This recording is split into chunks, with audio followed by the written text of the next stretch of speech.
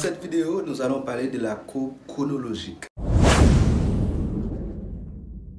La courbe chronologique, c'est une représentation graphique utilisée pour représenter les données dans le temps avec une intensité quelconque. Lorsqu'on parle dans le temps, on peut considérer les années, les mois, les semestres, les trimestriels, etc. Donc, pour représenter une courbe chronologique, d'abord, on doit porter en abscisse les différentes périodes de la variable et en ordonner les intensités. Donc, nous allons voir dans cette vidéo comment peut-on représenter graphiquement une série chronologique, c'est-à-dire à travers une courbe chronologique. Nous allons voir de deux manières. Comment peut-on tracer la courbe chronologique de manière manuelle et sur Excel. Sur mon écran, nous allons voir ici, on peut remarquer, on a un tableau qui présente le nombre de personnes tuées par balle dans une ville P de 1990 à 2000. On a la première colonne qui représente les années 90 à 2000 et la deuxième colonne qui représente le nombre de cas. Et ici, au pied du tableau, on a les sources des données qui se trouvent dans les archives de la police de la ville A.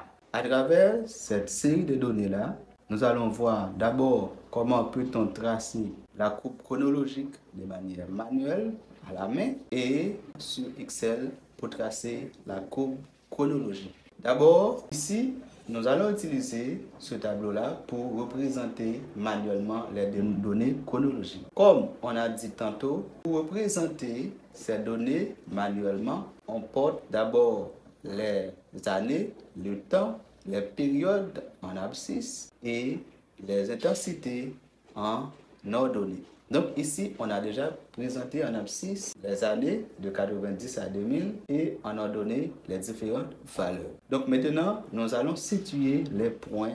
Ici, on a les années. Ici, en abscisse, on met les années. En ordonnée, on trouve le nombre de cas. Maintenant, en 1990, il y a 50 cas. On doit situer le point entre 90 à 50 cas. On trouve 50 cas en 1990. Donc, on place le premier point. En 1991, on trouve 120 cas. On trouve 120 ici. Et en 1992, on a 175 cas. Ici, on met le deuxième point.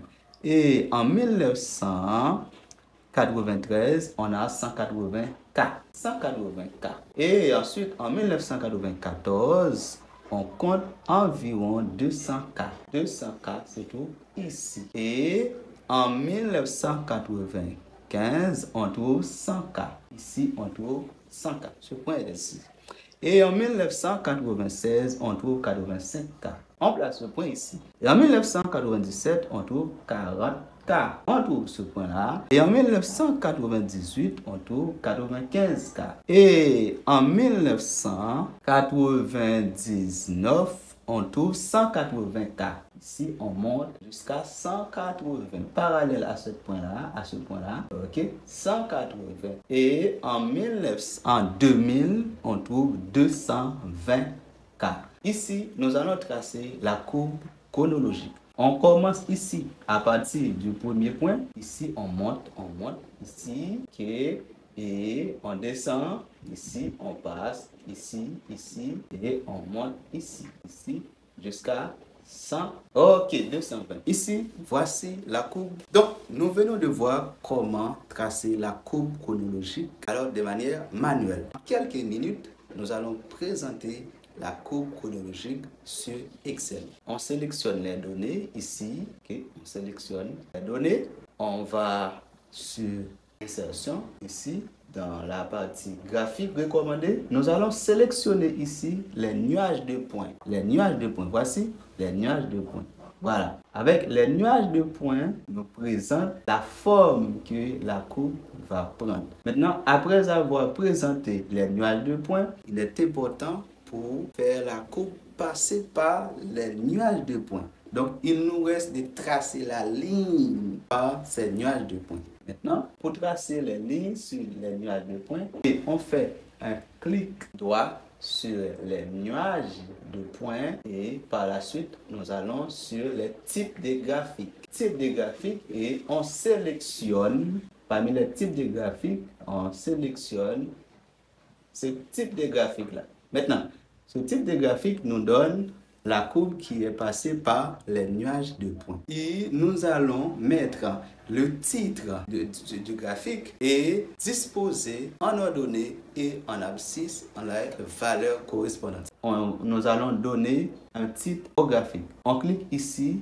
et on dit, pour donner un titre au graphique, on sélectionne cette partie. On dit tout simplement, par exemple, partition du nombre de personnes tuées par balle. Par exemple, de 1990 jusqu'à 2000. Ce titre-là en gras. On peut mettre ce titre-là en gras, par exemple. OK, ceci. Maintenant, nous allons donner un titre en abscisse et en ordonnée, c'est-à-dire un titre à l'axe des abscisses et un titre à l'axe des ordonnées. Pour donner un titre à l'axe horizontal, on clique sur les graphiques et on va add titre. On clique sur l'axe titre. On choisit primaire horizontal. On met ici année pour l'axe vertical. On fait la même chose pour l'axe vertical. On ajoute le nombre de cas. Maintenant, ici, on peut manœuvrer ce graphique. Ce titre-là, c'est titre en gras.